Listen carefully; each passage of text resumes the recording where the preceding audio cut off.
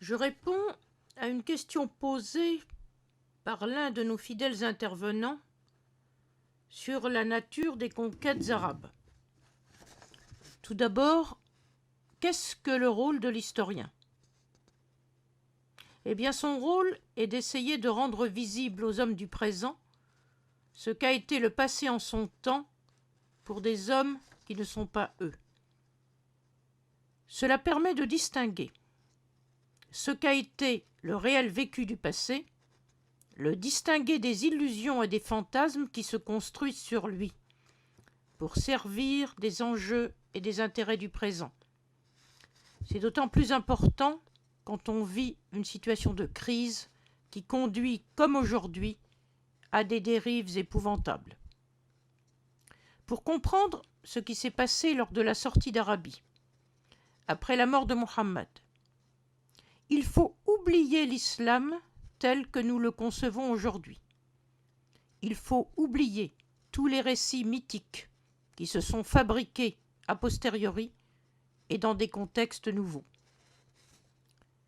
La sortie d'Arabie a eu lieu avant tout sur des bases tribales, comme des razzias surdimensionnées. La représentation d'avoir un allié divin efficace a certes pu jouer, mais si les conquêtes ont pu s'étendre, c'est effectivement, d'une part, grâce à une opportunité politique, l'affaiblissement mutuel des deux empires du Nord. Mais si les conquêtes ont pu se stabiliser jusqu'à atteindre rapidement une dimension impériale, c'est qu'elles ont été peu destructrices. Elles n'ont pas occasionné de massacres. Elles n'ont pas détruit les infrastructures sociales et économiques des pays conquis.